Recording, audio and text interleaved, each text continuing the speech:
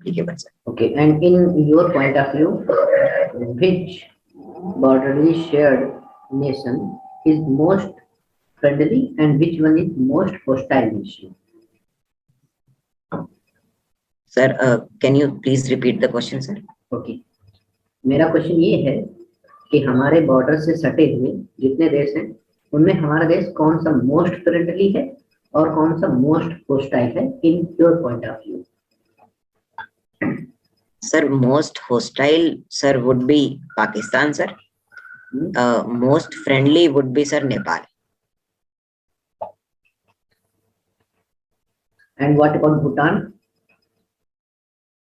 Bhutan is also definitely friendly border, sir, but we have a lot of free movement with Nepal from historical times, but there are still some checks at Bhutan border, sir. But we are facing many skirmishes with Nepal, but in our history we don't have any issue with Bhutan. Yes, sir. So there has been some Chinese influence recently in Nepal after the president of China, Xi Jinping, visited the Nepal itself. After that, sir, there has been some friction, but Nepal is still our old tested friend, while Bhutan is also our old tested friend at the same intensity. Okay. As far as, sir, particularly border is concerned, sir, we have a really free border with Nepal. And with Bhutan also, sir, but there are still some checks. So it is, so both can be treated at par, sir. But why Bhutan is not in your first preference in friendly state, friendly nation list? Sir, sir, it was a choice between the two, sir, and I picked Nepal, sir. Yes, sir. Reason behind this: compare Nepal and Bhutan in terms of hostility. How Bhutan is more hostile than Nepal? Sir, if the hostility of nations itself is considered, sir, then at the present time, sir, we can say Nepal is a little bit more hostile than Bhutan, sir. Then you are contradicting your choice that Nepal is your first preference as friendly nation. I'm sorry, sir. I would like to change it to Bhutan, sir. You are changing. Okay, yes, fine. And hostility, I think it should be China in our first list. Why do you think that Pakistan is more hostile than China?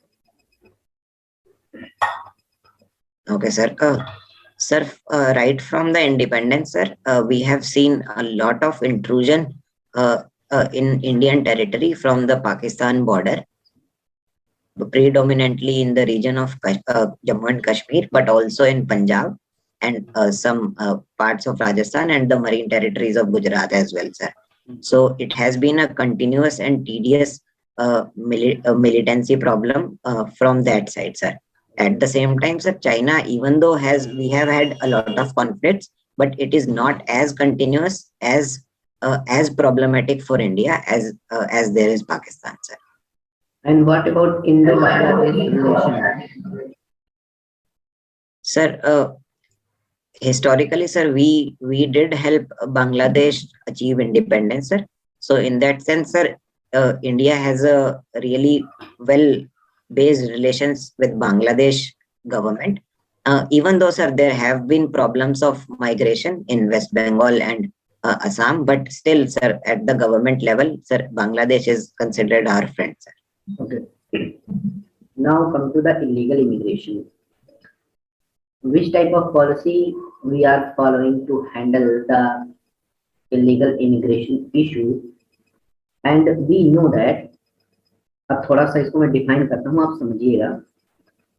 लेकिन बहुत से ऐसे immigrants होते हैं जो आ जाते हैं और उनके पास लीगल डॉक्यूमेंट्स होते हैं और वो गवर्नमेंट ऑफ इंडिया के सामने रखते हैं कि हमको इमिग्रेशन करना है आपके यहाँ और हमको एक माइग्रेशन के रूप मतलब माइग्रेट के रूप में रखा जाए, जो अंतर्राष्ट्रीय कानून होता है उसके तहत लाया जाए.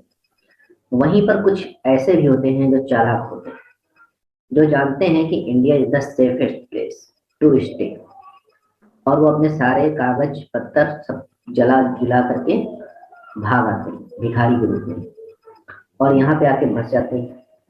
जो हमारे सोसाइटी के आसपास डेरा डाल के बैठ जाते हैं, सोसाइटी को खतरा होता है तो सोसाइटी लोकल पुलिस से कहती है इनको यहाँ से हटाओ। पुलिस उनको बंगाल से भगाती है तो वो झारखंड में घुस जाते हैं, झारखंड से भगाया जाता है तो उत्तर प्रदेश में घुस जाते हैं, बिहार में घुस जाते हैं। इस तरह से वो मूवमेंट करते करते वो पूरे इंडिया में फिर से फैल जाते हैं। लेकिन इनके पास आइडेंटिटी कार्ड के नाम पर कुछ नहीं है, और ये कॉपरेट भी नहीं करते हैं ये बताने में कि हम कौन है, कहाँ से आए हैं।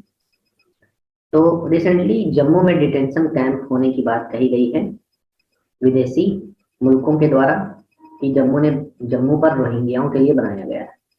तो आप बताइए कि जैसे कि डिटेंशन कैंप बनाना, डिटेंशन सेंटर बनाना इलीगल होता है, लेकिन फिर भी इंडिया इसको बना रहा है या नहीं बना रहा है, इसमें आप अपनी राय रखेंगे। दूसरी बात, एक इंटरनेशनल पॉलिसी है यूएन की, उसे हम फॉलो नहीं करते। इंडिया के अंदर कोई स्पेसिफिक कानून नहीं है इन लोगों को हैंडल करने के लिए। तो आखिर चल क्या रहा है अपने देश में, हम लोग इसे कैसे हैंडल कर रहे हैं, कैसे टैकल कर रही है Indian government? Okay, sir. First of all, I would like to start the answer by stating that, sir, India has not signed the Refugee Convention, and there is no specific law, as you mentioned already, sir. So, if at all we receive immigrants, sir, they are all treated as, sir, illegal migrants into the Indian territory, sir. So, that's why, sir, Indian government is making a lot of detention camps, and one which is there in Kashmir, as you mentioned, sir, and also, sir, there is another detention camp in Haryana in the district of Nuh, sir. Do you think that creating detention camps is legal or illegal? What do you think about it? Sir, given that, sir, they do not have a place to reside, sir, and they are most vulnerable because do not have any employment or land ownership. So they are most vulnerable to get absorbed into organized crime, sir. So that's why, sir, it is necessary for the government of India to keep them in one place and to keep them in check, sir. As far as, sir, legality of detention camps is concerned, sir, I haven't read in detail about it, sir. Okay.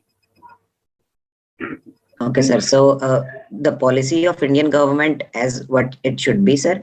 I think, sir, India is still, even if though it has not signed the Refugee Convention, it is still bound by the principle of non-refoulement, which is that if their original state is forcing them to migrate, then India cannot send them back into a hostile state, sir. So India is a principled nation, so that's why they are not sending them back, but having them in detention centers.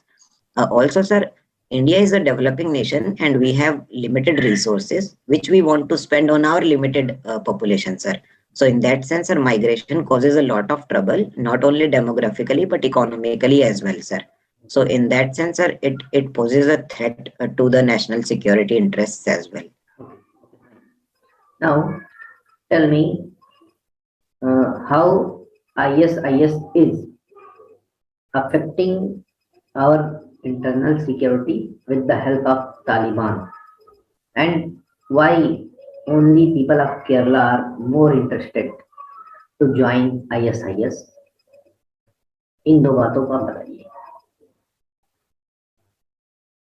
Sir, ISIS has a presence in Afghanistan with the faction named as Khorasan. Sir, I am not sure, sir, how it is using with the help of India to cause trouble with the help of Taliban to cause trouble in India. But at the moment, sir, they are having an inside fighting between Khorasan and the Taliban itself for supremacy and certain regional autonomy, sir. As far as, sir, the Kerala issue is concerned, Kerala has a high education and literacy rate from the beginning, and it has been a leader. It has also been a leader in, sir, internet mobilization and internet awareness. So, sir, these organizations which are based in some other regions which are not physically reachable to India, sir, they use mediums like internet and telephony to recruit and brainwash, sir, youth in the region.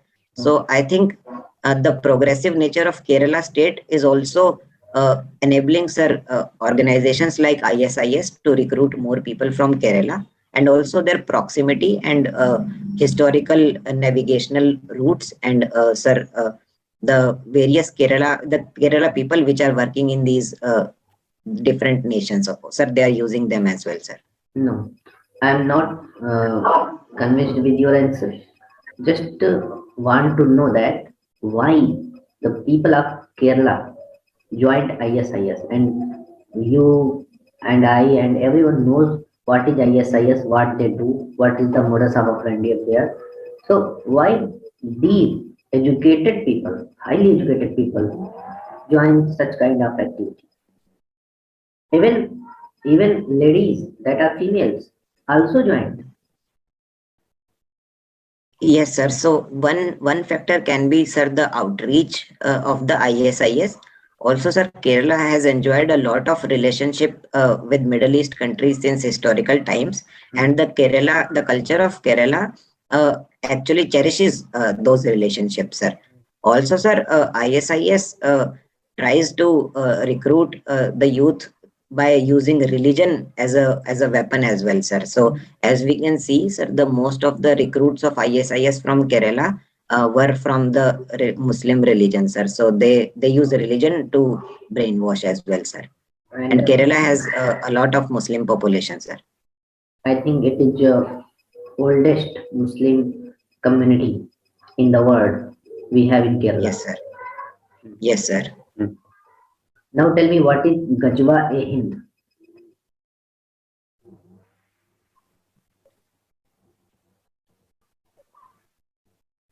Sir, even though I have read the term earlier, but I'm not able to recall the real meaning of it, sir.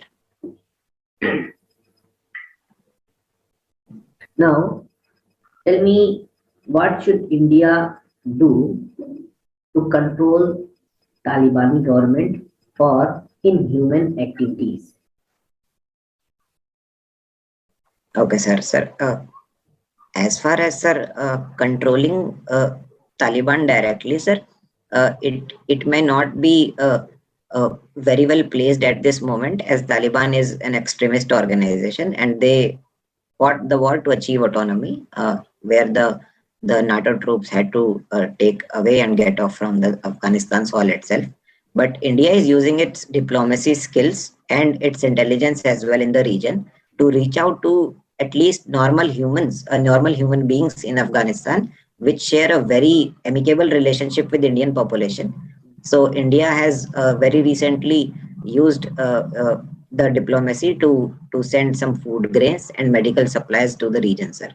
So India, in that sense, sir, is using its soft power to keep its influence in the region, sir.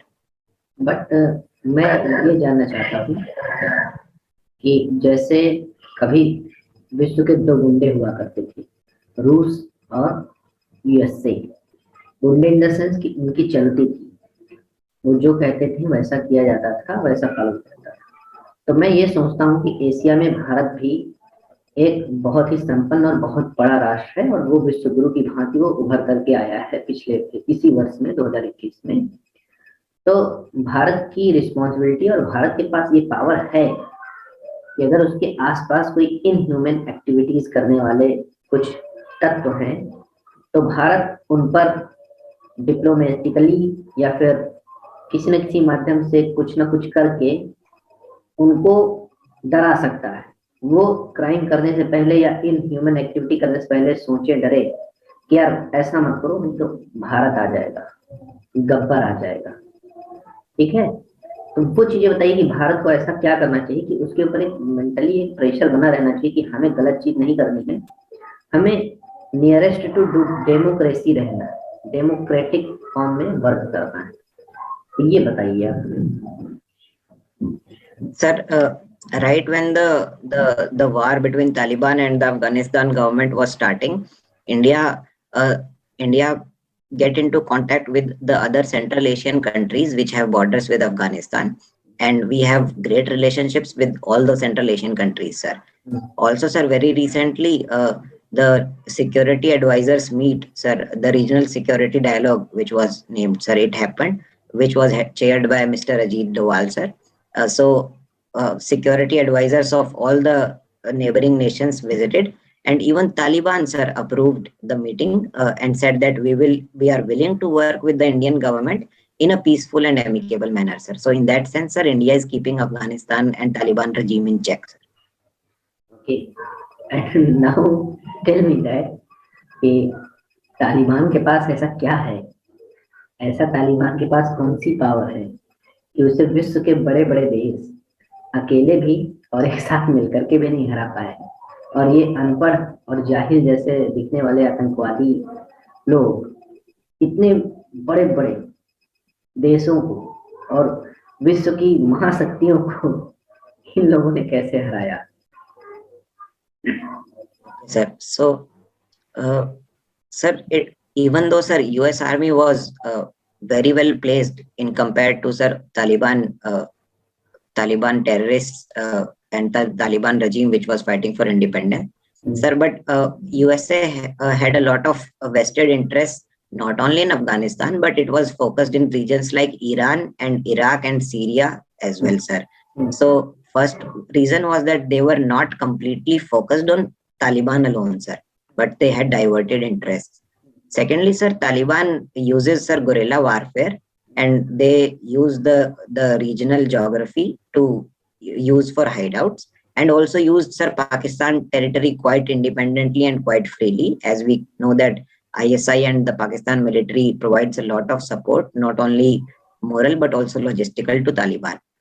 Other than that, sir, US Army was not at all really popular in the masses and the local population of Taliban, and the Taliban leaders were gathering a lot of support through narrative development, sir. So I think these were the three prominent reasons. अच्छा, मैं कुछ keywords बोलता हूँ और उससे related आपके पास जो भी इंफॉर्मेशन है, जो भी रिलेशन आप निकाल पाते हैं वो बताइएगा. China, Xinjiang province and now Taliban.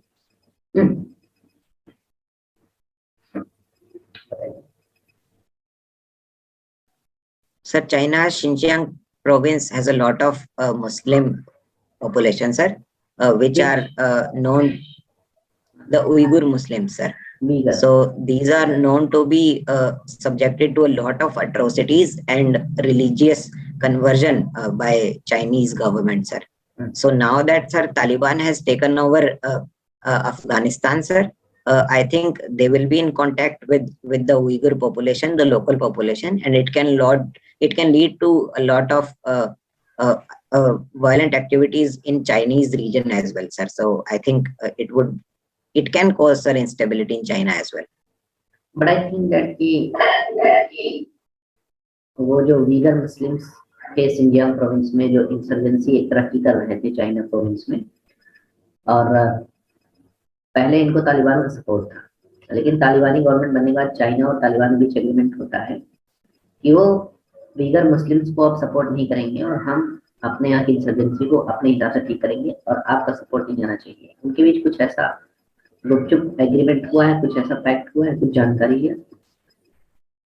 Sir, after Taliban government was formed in Afghanistan, its top leaders visited China, sir, and they held diplomatic level talks with China. What was signed, sir, is not in public domain at this moment, sir. But I think there is some understanding between Taliban government and China wants to use it for its own interests. Okay, I am giving you a clue that NATO forces में जितने भी countries हैं उनमें एक country ने China को एक official letter लिखा और उसमें कहा कि जो हमारे सैनिकों की डेड बॉडीज आ रही हैं उनमें चाइनीज बुलेट्स या फिर चाइनीज वेपन्स के जो है पार्ट्स मिलते हैं, तो चाइना तालिबानियों की मदद करना बंद करे. ये प्रूफ है.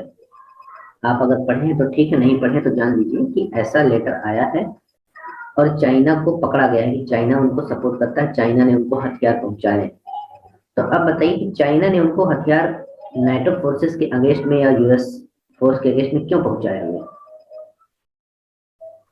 Sir, first reason, sir, I can think of is that, sir, China has a hand on Pakistan's military and Pakistan's government. the arms support, the economic support, and the infrastructural support as well, as we can see through, sir, the China-Pakistan Economic Corridor in Belt and Road Initiative of China, sir. So now that we know that ISI has a hand on, sir, Taliban regime, so I think it's an extension of China's influence only, as China can ask then direct, sir, Taliban, the ISI and the Pakistan government to further its influence on Afghanistan, sir. Also, sir, directly China has been engaging. First of all, sir, primarily it is sir, extend its Belt and Road Initiative into Afghanistan, which is already stated by Chinese government itself. Other than that, sir, there are a lot of natural minerals in the region which can be used for nuclear development, sir. So China wants to use them as well, sir. But आप agree करते हैं कि नहीं करते हैं कि China ने directly Taliban को आर्म्स एम्युनिशंस प्रोवाइड करे हैं against US and NATO forces? Sir, I'm not at all doubtful, and sir, I think China would have done it, sir. Not a doubt, sir, in that sense. Okay.